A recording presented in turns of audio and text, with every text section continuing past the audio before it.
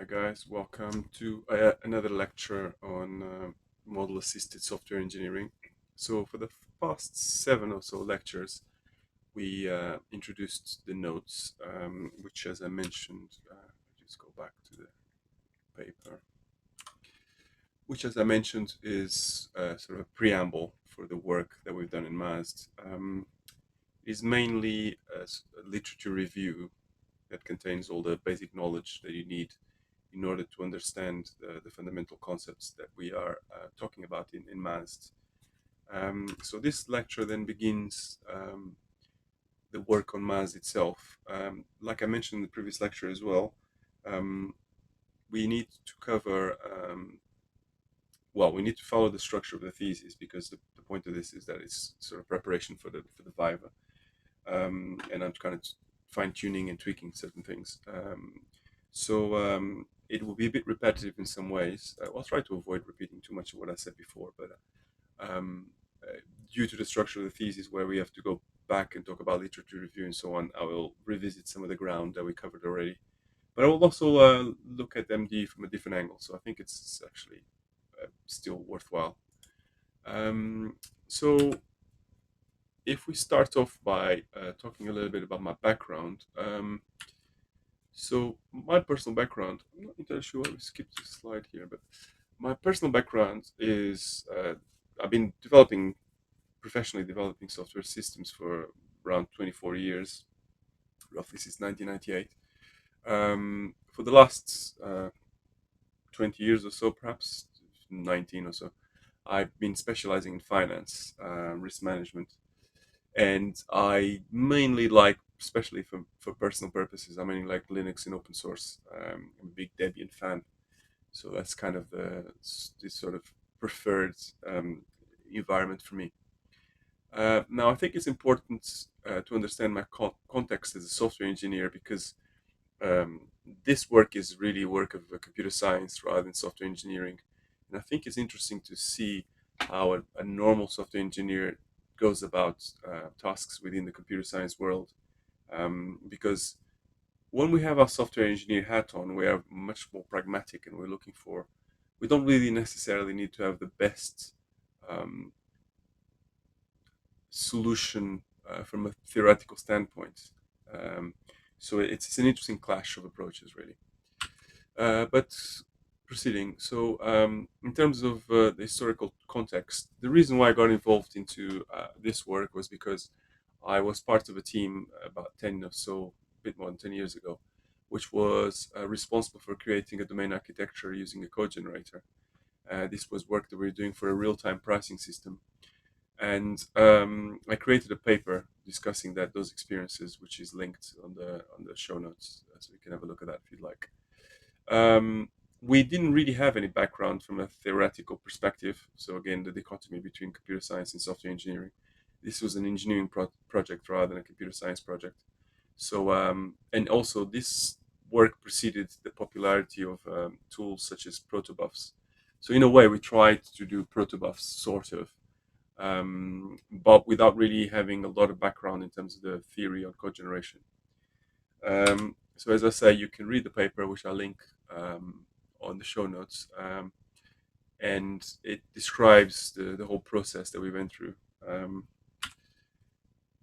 The One may ask, what's the point of code generation? After all, we're doing a lot of coding. Do we really need code generation at all, other than say, very specific, specialized cases? So what I found by looking into, as part of my literature review, I found just taking some very, very core sample points, just how fast the code bases are growing. I mean, in the 70s, it was quite common for a large code base to be on the tens to hundreds of Ks, of thousands of lines of code. That would have been a large system in those days. Um, and if you fast forward to say 2011, then millions became quite common, quite the norm. Um, and a code base such as Facebook's was, I mean, this is probably not the entirety of Facebook. We'll have to go back to the reference to understand the context of this number. But 8 million is certainly a normal number in the beginning of the century, the first decade of the century. But then, if you fast forward slightly, then you can see that Google was already talking about billions of lines of code. Of course, we're probably not comparing apples with apples because this is probably some specific application, whereas this is probably the entirety of the Google code base. But nonetheless, what I think I'd like to illustrate here is just how steep this curve is, and how fast the number of lines of code is growing for an average, well, for a large software system. And the other thing to bear in mind as well is that these systems are very, very vast. They're composed of many, many services, many applications. They take on huge amounts of responsibility. And that's the direction of travel. So, in parallel to this rise of code, it's another interesting thing that's happened in the past is that software is not just about programming, and code is not just used for the application itself. It is being used for everything around the application. And these are the initiatives that we normally abbreviate to X as code. So, for example, infrastructure as code, policy as code, and so on. And what we really like about this approach as a software engineer is it enables you to automate a lot. And once you automate, we have a number of advantages that we are familiar with that automation brings. For example, it's very easy to scale. We can obtain consistency in our deployment in our environments. We start to create a platform, so the deployment becomes a platform on its own right. It's much easier to fix things, and it's also much faster to respond to problems. So, for instance, if something goes down, you can start to automate the response to that service or a set of services being down. And of course, it is a very good way to save time. Um, Time is important because software engineers are expensive. So you want to use software engineers, programmers, only for the things that only programmers can do. So if code is becoming more and more important and there's more and more of it, then clearly the holy grail would be to automate the generation of source code, because that would save us a lot of time. Now, this is not a novel idea. In fact, as we discussed in the previous seven lectures, this is a very old notion. But what's it is perhaps excuse me, it's perhaps worthwhile looking at what's happened in the past in terms of these exercises in automation. I picked a few that I found interesting. Case was a very interesting one. Computer aided software engineering, and to an extent, we're still living a little bit in the era of case because um, a lot of the ideas that we now use in MDE can be traced directly to this era of case. I mean, for those in the 80s and 90s, you probably remember how popular case used to be.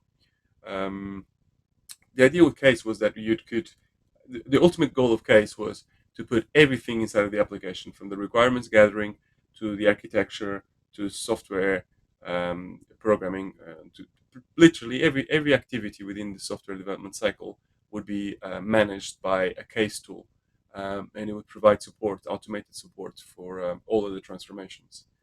However, as you can imagine, this being the 80s, it was all vendor driven, extremely tool dependent, and extremely vendor dependent, all very closed source. So it basically meant that once you picked a vendor, you'd be more or less stuck with that vendor. And there was lots and lots of vendors. It was very difficult to figure out which vendor was going to live long enough. And because, as you can imagine, the software system is very long lived. So you make a decision in the 80s, and perhaps now it's still that decision is still having an impact. So vendor lock-in was a big problem, and the reliance on these vendors was a big problem. More importantly than that, case was more of an engineering effort rather than a computer science effort, which meant that it lacked a lot of theoretical foundations, and there was an emphasis on graphical tools and on domain experts. So the objective was to make life easy for the domain experts. And the downside of that was that a lot of complexity was pushed on to the software engineers that then had to make sense of the tools. So case kind of worked to an extent, but the vision of case never really came to be. Another interesting approach to code generation was generative programming by Czarnecki, which was also very interesting because it was, I wouldn't say that diametrically opposed to case, but it was very different from case. what was proposed with generative programming was one could specify a program and then generate um, the source code for that program. But unlike case, the objective of generative programming was never, or GP, was never to provide tools to domain experts. It was mainly a computer science stroke software engineering exercise where one would try to create the right tools for developers to think at a higher level of abstraction with domain models and so on. So it was slightly more theoretically sound than case was, and certainly more focused on the implementation level details. However, GP was more of a paradigm rather than an actual methodology, and it was just a way of thinking, really. And they left a lot of the details, such as the tools to pick and the actual implementation. They left that to the user, and because of that, it was very complicated. It was very complex. So I still think it's worthwhile reading Zarnecki, and I've read his thesis. Don't have it handy at the moment, but it is very interesting. However, I think in terms of practical terms, it's not something you could readily just apply. It's good to think of it like domain-driven design development. Once you finish reading Evans, you have a lot of ideas, but you can't just take these ideas and just implement it in practice. You have to think about it, see how it affects your flow, and so on. And you're going to be influenced by the ideas, but you can't just put it in practice as such. Um, and so then we get into the model-driven engineering era. And the model-driven engineering era comes on the back of all these ideas. I mean, I've only covered a couple, but you can imagine there's loads and loads of different ideas around this body of knowledge of code generation. And what model-driven engineering tries to do, in my mind, is it tries to capture all these different trends and sort of ideas and thoughts and sort of a hodgepodge of thinking around the subject, and tries to construct a field out of it.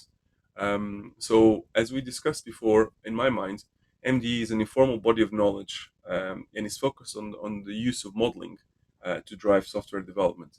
Now, because it's an informal body of knowledge, it means it's a toolbox. It contains lots and lots of different tools around this theme, but it doesn't give you the solution. It's not a methodology. It's not something you can apply directly. So in that sense, it's a bit like GP. And the other important thing about MDE is that it's very focused on the pragmatic application.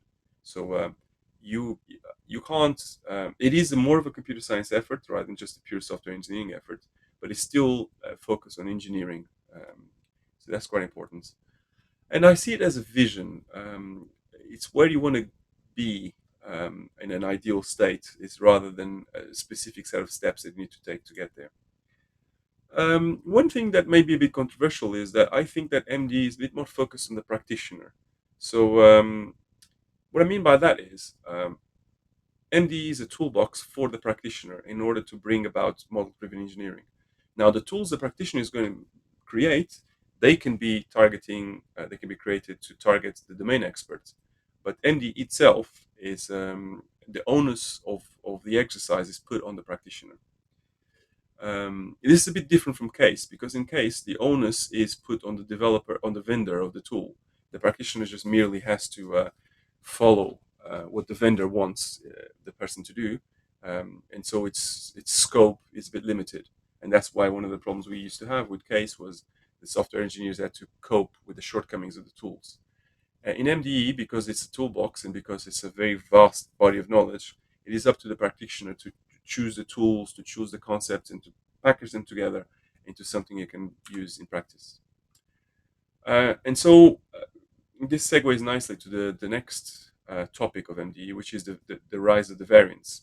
Because of this vastness of the body of knowledge, you end up funneling MDE into specific um, applications, I guess, of the body of knowledge. The very first one is actually not a very good example of this, because MDA, model-driven architecture, can be conflated with MDE, really. In fact, you could say that MDA and MDE are very difficult concepts to unpick. The reason being that MDA existed first, and it was an application of model-driven engineering in the sense that um, when we rewrote the history of model-driven engineering, we've now renamed MDA to be one of the variants. But in practice, the way things actually worked in terms of the historical timeline, MDA was a field of experimentation of ideas around model-driven engineering. And a lot of the concepts and things we take for granted now actually came out of that experimentation. So there is a bit of historical rewriting when we say that MDA is a variant of MDE, because in practice it was more of a testing background for all these ideas. Um, and what MDA is a set of specifications, such as UML, MOF, QVT, and so on.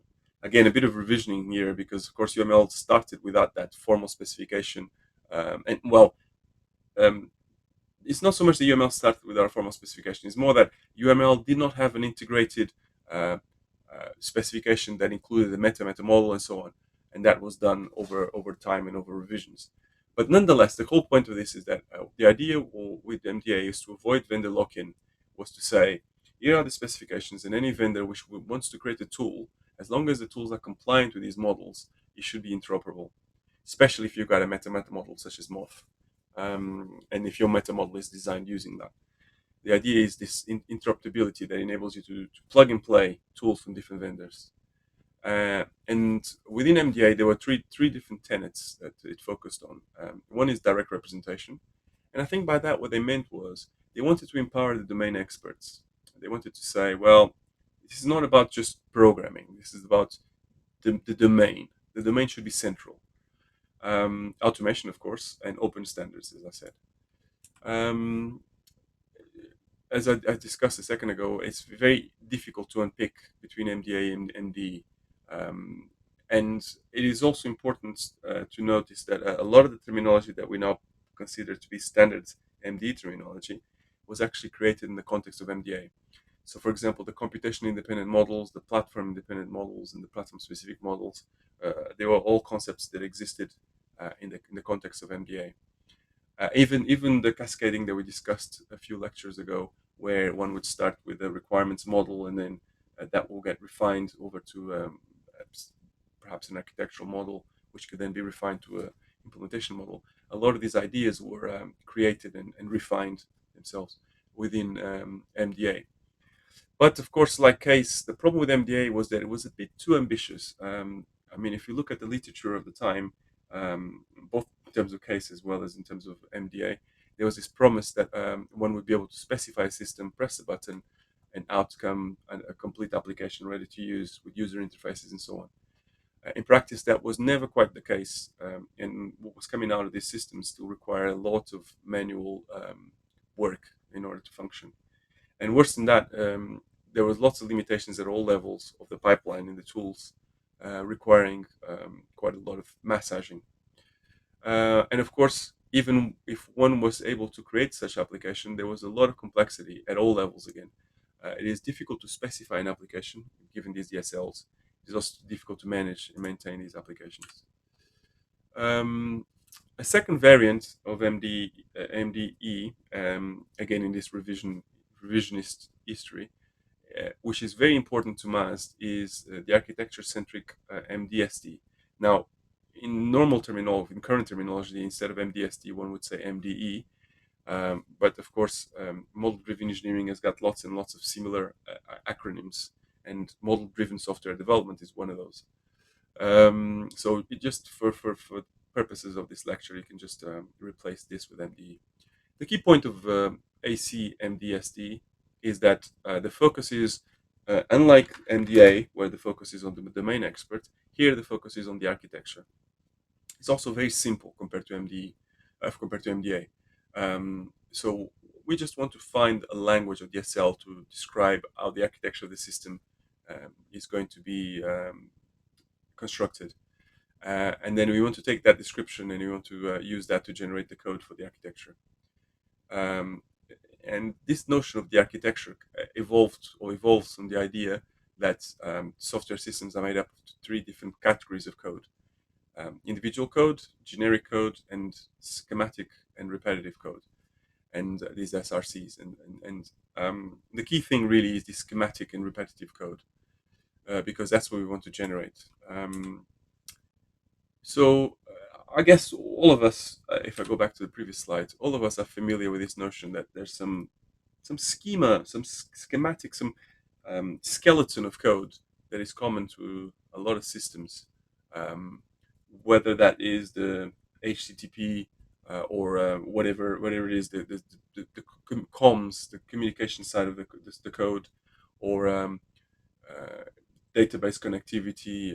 There's lots of infrastructure, lots of boilerplate that comes with every application. And sooner or later, you find yourself repeating a lot of that code. And so, what we're trying to do here is we're trying to isolate that code and then trying to generate that code. Um, so, Ac Mdsd is very easy to use because you don't really need to know that much about MDE. You can, as soon as you find a pattern, you can start to code generate that pattern. And that's good and it's also bad.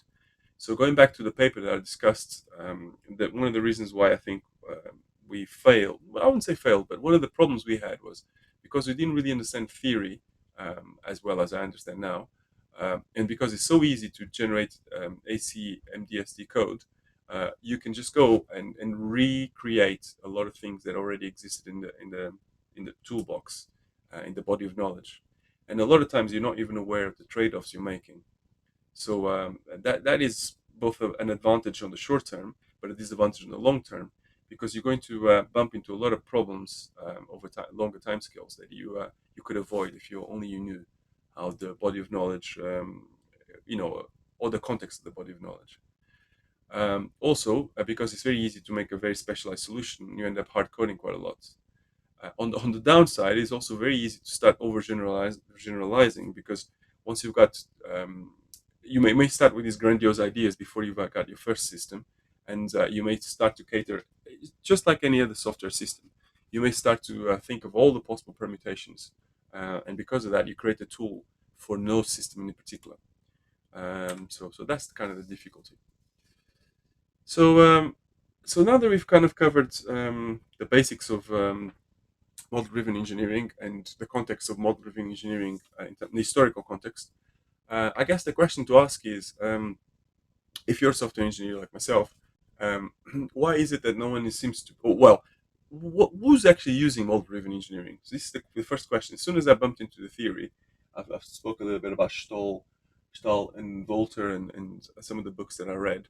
Um, it was quite an eye-opening experience to read those books because it answered a lot of the questions that I had over the last decade in terms of the concepts and the body of knowledge of model-driven engineering.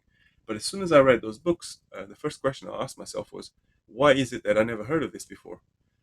So, because of that, as part of this thesis, I did an exercise of going through the literature, trying to understand who is actually using model-driven engineering and why, um, and what use cases do we have for it. So the main problem I found is it's difficult. It's very difficult to actually come up with a number. You can't, and unlike something like say the number of users of a language, like say C Sharp or C++, where you can maybe not come up with the actual number, but you can estimate broadly the popularity of a language. It's very difficult to do that with model-driven engineering because, well, actually, it goes back down to our definition of what it is that model-driven engineering is. And because it's a body of knowledge and because it's used in lots of different ways, you can't just quantify it very quickly.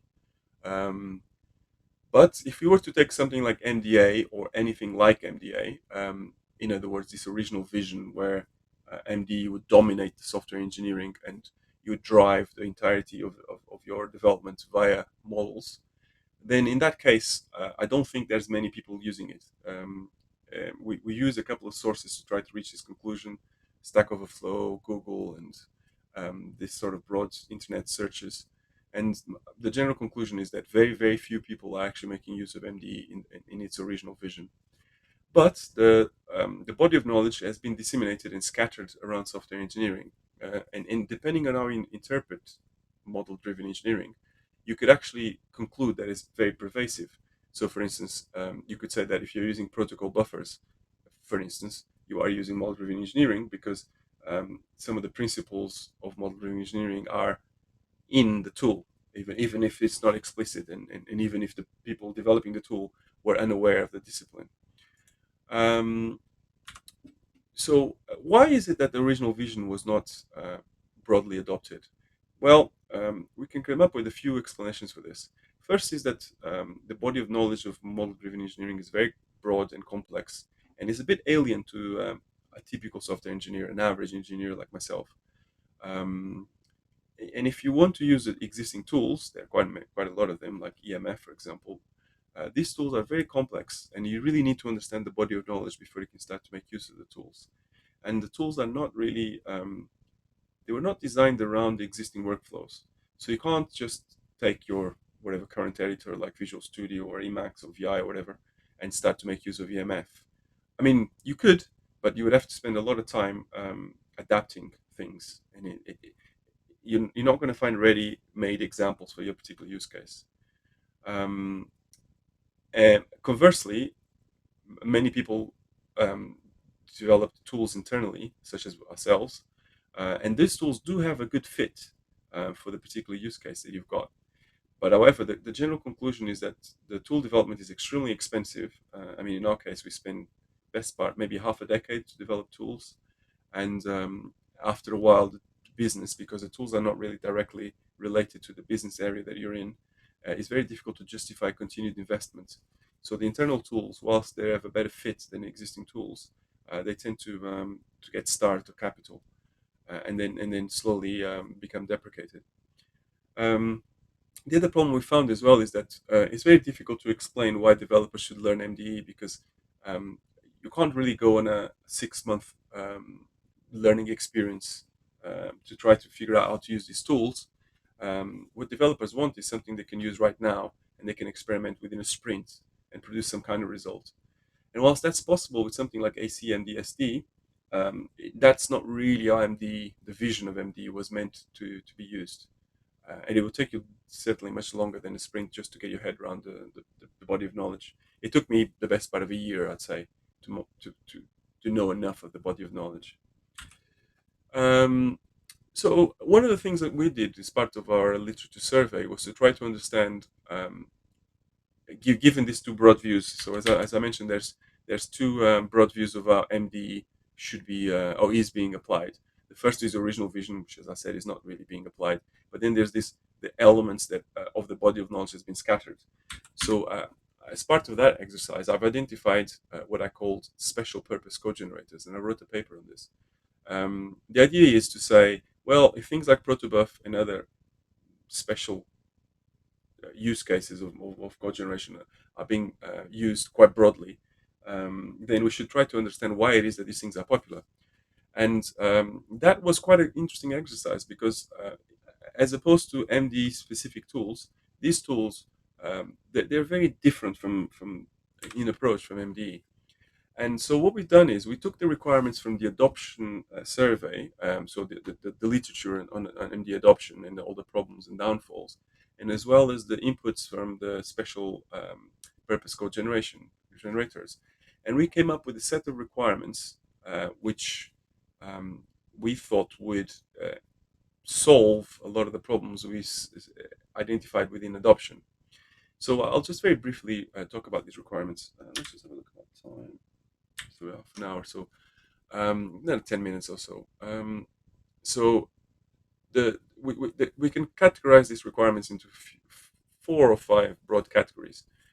So the first problem we found with MDE was that because it's a body of knowledge, it's very diffuse, and because of that, it's very difficult to know exactly what it is.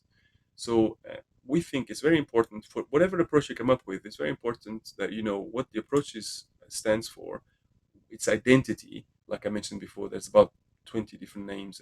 TLA is used for model-driven engineering, such as Mdst and so on.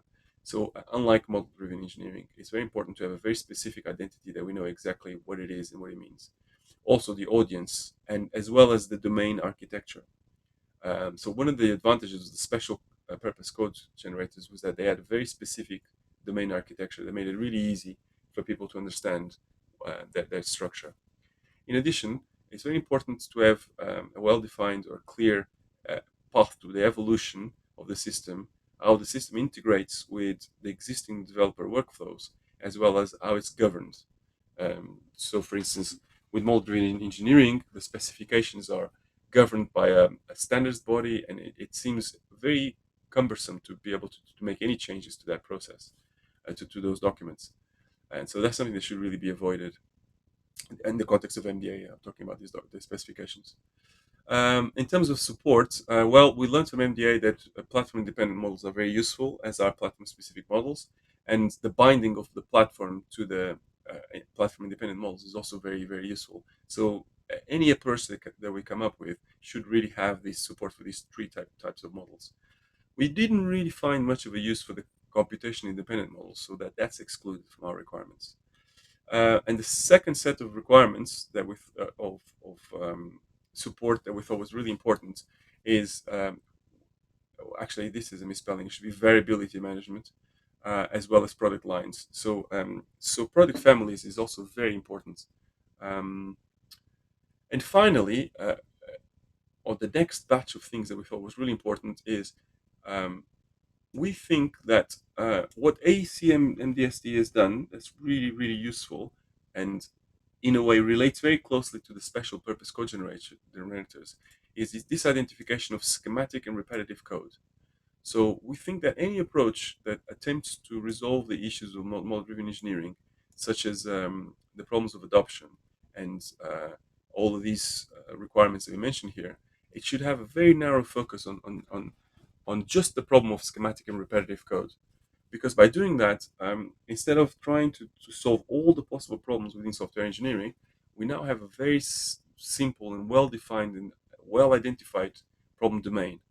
And by doing so, it makes it much easier to narrow down the purpose of this new approach. And the other lesson that we learned from special purpose code generators is that the tool and the methodology cannot really be separated. What I mean by this is, in MDA, there's this idea that we have standards, and any tool that follows those standards can be used, and so on. In practice, that never really worked very well. I think that really the lesson we've learned is that a tool like EMF is end up becoming the embodiment of MDA, and the reason why is because the magical interruptibility that we wanted never really materialized. So, for the purpose of this new approach, we want a tool that embodies the methodology, and the tool must be end to end, such that you don't need other tools. It must be black box, because that's what we also captured from the requirements. That developers don't really want to poke into the box unless they really have to, and must integrate into the existing developer workflow, and it must also provide support for incremental development. In other words, you must be able to just pick up the tool, use it for a narrow bit of your development process, if you want to do that, and slowly build up your knowledge of the tool. So this is in opposition to something like EMF, where you do really need to understand a lot of MDE in order to be able to make use of EMF. Um, so, um, so up to now, we've introduced all the concepts related to what we think, what the gap really, where the gap is in model-driven engineering. Um, at this point, we will start to introduce our approach to handle the gap. Now, because we are very close to the time, I think it's probably best if we stop here for this lecture, and then in the next lecture we cover actually MASD. So I'll just summarize then what we've discussed in this first part of this lecture. So first, we went through the process of trying to develop a code generator without knowing anything about the theory. Then we put this in production. We learned lots about it, and it is something useful. It's still in production. It's still being used, but there were problems that emanated from it. Then we entered the world of academia, and we spent some time trying to understand the theoretical foundations of how to create a code generator. Those theoretical foundations revealed a long history of code generation, starting well before Case. But for the purpose of this thesis, we started our analysis with Case and with GP, Generative Programming. These are two very different approaches to the problem of code generation. Case is an all-encompassing sort of approach that takes into account the whole of the software development process, whereas GP is more of a paradigm or of a sort of a very specific a way of thinking about code generation. Neither of these two approaches really became dominant. They were useful for a period of time. They influenced a lot that came after, but they didn't thrive the way they were expected to. Uh, After this, MD emerged as um, the conclusion or the logical consequence of all of the different threads of thinking that happened around models and cogeneration. And it became the body of knowledge that um, encompassed all of these different approaches. Um, However, in order to apply MD, you need to create variants. Um, and there are two variants of interest that we've analyzed as part of this work on the thesis. One is MDA, and the other one is Ac Mdsd. MDA was the very large effort made by OMG that encompassed many different specifications, including UML, including MOF, including QVT, and many others. And the idea was to create a suite of protocols that were designed to work together, so that any vendor could create a tool and the tools would be compliant. However, this very vision never materialized. ACM MDST is the exact opposite from a approach perspective. It's very light on specifications. It's a bit like GP. It's just a set of concepts that enable you to navigate code generation. And the idea is that you want to generate a very small subset of code for your application, and you're focusing on structure and on architecture, not on behavior. The idea is that you specify the application architecture, and then you generate that architecture. ACMDSD is used quite a lot, but because it's so easy to use and so um, uh, it doesn't really require huge amounts of theory. Most people that use it, like ourselves, didn't even know that such a thing existed, ACMDSD. So in a sense, whilst it is very popular, it is not really. It didn't really bring with it MDE because most people don't even know about the body of knowledge.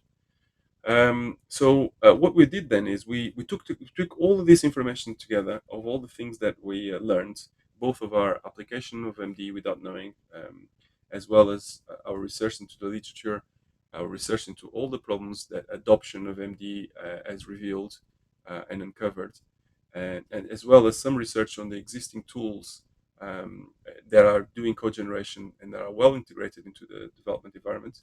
And we came up with a set of requirements for an approach that could address a lot of these issues. And that approach eventually was called MASD. Now, the most important thing about MASD is the application of MDE to AC MDSD. And this is a bit confusing. And we'll discuss this in the next lecture, but I would like to start discussing the topic now to prepare the ground for the next lecture. The idea is that most of the time with MDE, well, MDE, you choose a domain to apply MDE to. So, for example, finance or computational neuroscience and so on. And you create a model of the entities in that domain. What we did with MASD is we said, well, a lot of the problems that come from AC Mdsd, they come from the fact that you don't have a ready to use tool that you can just take and deploy and use it on your own environment and extend if required for your own purposes. And so the best way to create that tool is to use the MD principles against software engineering itself. In other words, use the domain, the problem domain becomes software engineering itself, and more specifically, the domain of AC and DSD. And by doing so, we look through all the entities that we've identified in the past, such as platforms, technical spaces, um, cartridges, and everything else. And for each of these entities, we created a DSL that enabled us to talk about those entities. And so that's the context where MASD comes. Now, again, it's important to understand that I'm also rewriting history here because, of course, before any of this, I wrote Dogen. And Dogen was my first attempt at creating a tool, sort of a V2 from the previous approach. And MASD evolved over all this period of time, over 10 years. It evolved as my understanding of the domain evolved. So whilst I am now explaining this is a sort of a revisionist history. in practice, what happened was that the use of Dogen, development of Dogen, provoked the exploration of the domain of model-driven engineering. And then I understood that what I was doing already, which is this flipping back of model-driven engineering over to software engineering and Ac Mdsd. And that's why Dogen was created the way it was. Okay, so hopefully this makes some sense. This is probably not the best explanation of all these things, but that's the point of this preparation for the Viva, is that I'm trying to practice. So hopefully that makes sense for a person that's coming from the outside world. I will probably refine this presentation a few times until it's suitable for the presentation for the Viva. Well, that's all for this lecture. Thanks for watching.